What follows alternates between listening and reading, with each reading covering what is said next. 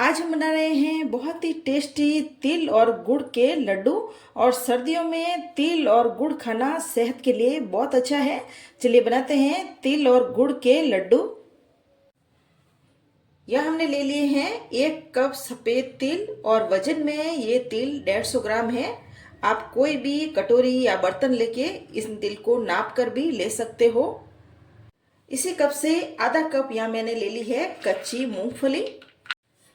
यह हमने ले लिया है आधा नारियल और इस नारियल को हम कद्दूकस करेंगे इस तरह से।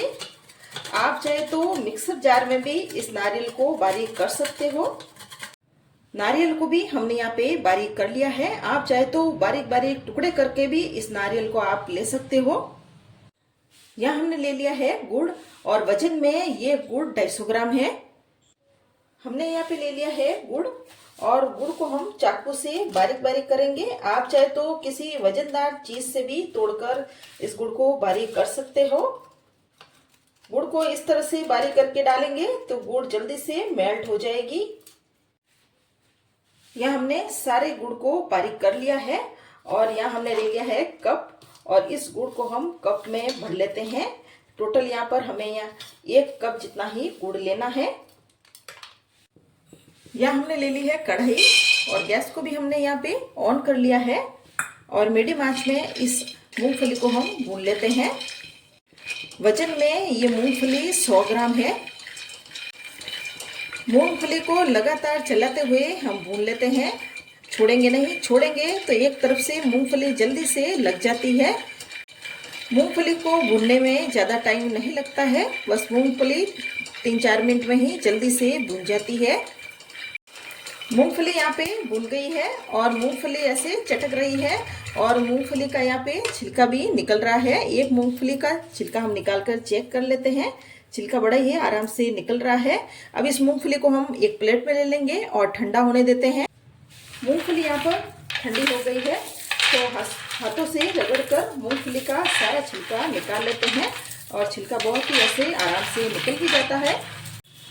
आप चाहे तो कच्ची मूंगफली की जगह बाजार में जो भुनी हुई मूंगफली मिलती है आप वो भी इसमें ले सकते हो। मूंगफली का हाथ से मसल कर सारा छिलका निकाल लिया है और यहाँ हमने ये तलने वाला झारा ले लिया है। सारी मूंगफली हम इसी में डाल देते हैं। अब इस झारे को हम हल्का हल्का सा हिलाएंगे जिससे कि मूंगफली साफ हो जाएगी और सारा कचरा नीचे निकल जाएगा इस तरह से। और बहुत ही आराम से ये छिलका निकल जाता है और किचन में कोई कचरा भी नहीं फैलता है। अब हम कढ़ाई में डालेंगे तिल और गैस को हमने यहाँ पे मीडियम आंच पर कर लिया है। मीडियम आंच में ही लगातार चलाते हुए इन तिल को हम भून लेते हैं।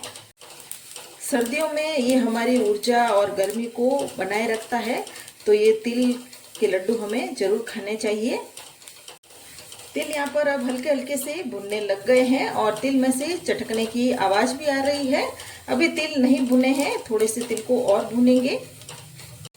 तिल वजन में हल्के होते हैं तो ये फटाफट से भून जाते हैं, ज़्यादा टाइम नहीं लगता है, बस 5-6 मिनट में ही भून जाते हैं। तिल भुन गए हैं ये कैसे पता चलेगा? तिल का हल्का सा कलर भी चेंज होगा और तिल में से चटकने की आवाज़ आएगी तो समझ लेना है कि तिल भुन गए हैं। तिल यहाँ पर भुन गए हैं और तिल का यहाँ पे कलर भी चेंज हो गया है और गैस को मैंने अभी एकदम लो आंच में कर लिया है। अब इसमें हम डालेंगे गुड़ और गुड़ को हम मिक्स कर लेते हैं। अब इसमें मैं डाल रही हूँ 2 चम्मच भरकर ही देसी घी और फिर से देसी घी को भी हम मिक्स कर लेते हैं। अब इसमें मैं डाल रही हूँ भुनी हुई मूंगफली और कद्दूकस किया हुआ नारियल और गैस को यहाँ पे मैंने बंद कर लिया है। अब इस सारे मिक्सर को हम पहले मिक्स कर लेते हैं अच्छे से। अब इसमें मैं डाल रही हूँ अच्छे फ्लेवर के लिए 2/4 चम्मच जितनी ही इलायची का पाउडर और इस मिक्सर को हम वापस से एक बार मिक्स कर लेते हैं चलाकर। इस सारे मिक्सर को हमने अच्छे से मिक्स कर लिया है और गुड़ भी इसमें मेल्ट हो गया है। कोई कोई डलिया गुड़ की है इसमें और ये मिक्सर अभी हल्का हल्का सा ही गर्म है, ज़्यादा गर्म नहीं है। तो हाथों पर लगा लिया है मैंने पानी और गरम गरम में ही इस गुड़ के इस तिल के हम लड्डू बना लेते हैं। ठंडा होने के बाद इसके लड्डू जरा मुश्किल से बनेंगे, तो गरम गरम में ही यहाँ हमें ये लड्डू बना लेने हैं। यहाँ हमने ये सारे लड्डू बना लिए हैं और एकदम से परफेक्ट यहाँ पे लड्डू बने हैं। अगर ये रेसिपी आपको पसंद आए तो मेरे चैनल को सब्सक्राइब करें और कमेंट करें।